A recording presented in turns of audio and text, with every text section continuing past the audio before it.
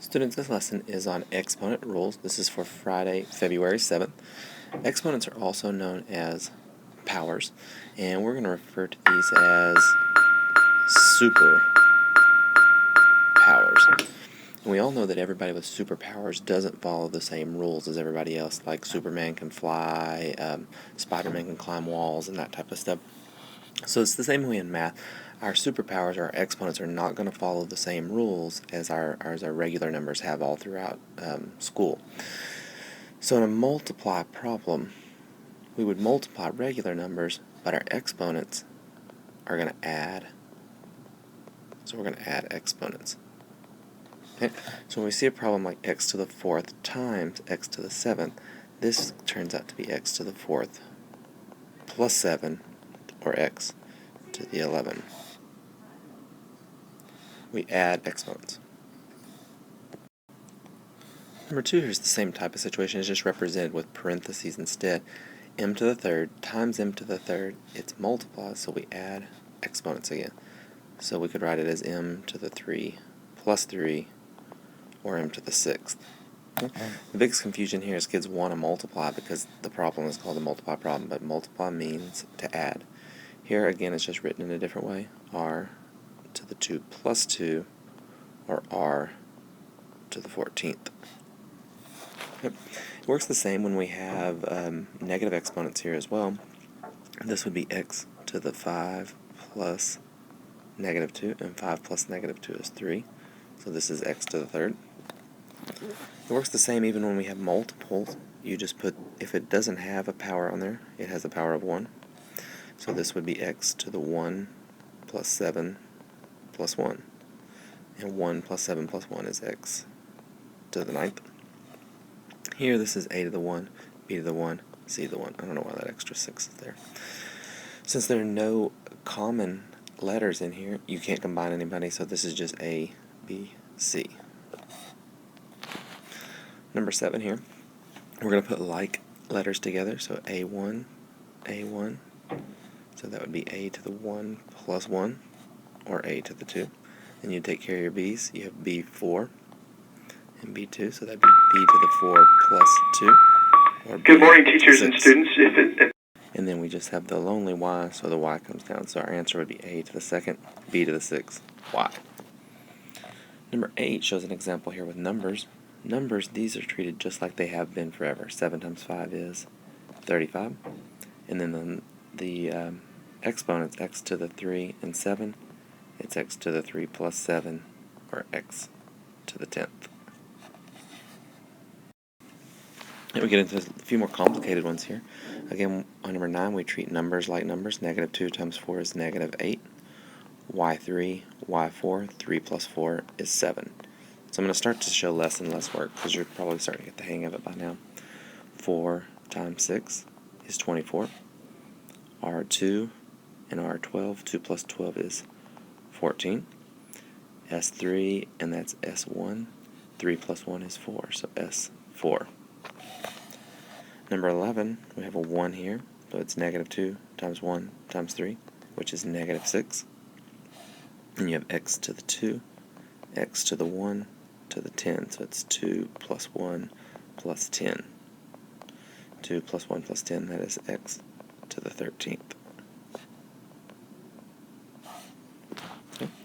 Here we have a negative 1, a 3, a 1, and a 5, so negative 1 times 3 times 1 times 5. I could type that all into the calculator at one time. That is negative 15. I have A9 and A3. 9 plus 3 is 12. B4, B1 is B5.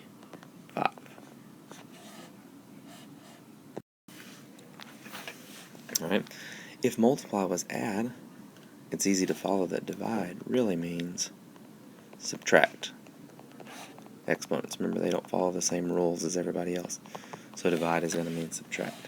So in this first problem here, we have x to the 7th over x to the 2. This becomes 2 minus 7. We move that 2 up there. And 7 minus 2 is x to the 5th.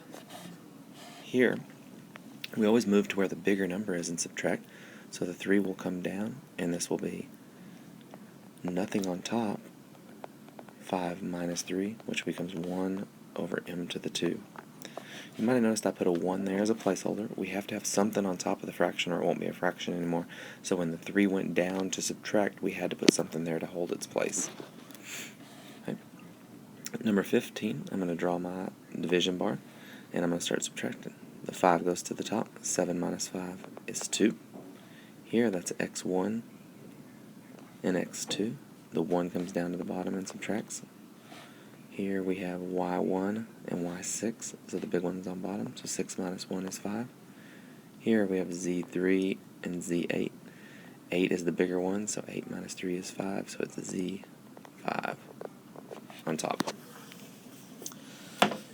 When we get numbers on number 60, you would take your calculator and you would divide 6 by 9, and you get a decimal, so you just do math 1 enter. 6 divided by 9, math 1 enter, is 2 on top, 3 on bottom. Then you treat the exponents just the same. 5 minus 4 is x1, so it'd be x1 on top. Negative 16 divided by 4, math 1 enter, gives us negative 4, and that would be on the top. 4 minus 4 is 0, and so they go away, and there are no x's, so negative 4 is the answer for that one. Exponent to exponent, this is when you have a power to another power, and the rule for this is to multiply. This is usually the easiest one for most kids. 4 times 7 is x to the 28. 3 times 3, m to the 9. It's kind of like the double rainbow here. The 3 has to go to there, and to there, so it has to go to 3 places. So 4 times 3 is a 12. 3 times 3 is x, 9. And that y has a 1 on an invisible 1. 3 times 1 is 3. So just like that. On number 21, the 4 has to go to everybody. So we're going to do 2 to the 4th, and then 3 times 4. So let's go ahead and take care of the x. 3 times 4 is 12. 2 to the 4th is 2 times 2 times 2 times 2, which is 4 times 4, or 16. And our calculator will do this. We'll show you in class how to type this into the calculator. Same thing on number 5. The 3 has to go there and to there. So we get 5 to the 3rd, which is 5 times 5 times 5, which we'll deal with in a minute. And then here it's 3 times 2, or x to the 6th. 5 times 5 is 25, times 5 more is 125. These multi-step ones can be the most challenging ones here. You have power to power in this one, and then you have these parentheses that show that it's going to be multiplication as well. So the 2 goes here and here. So let's take care of that first.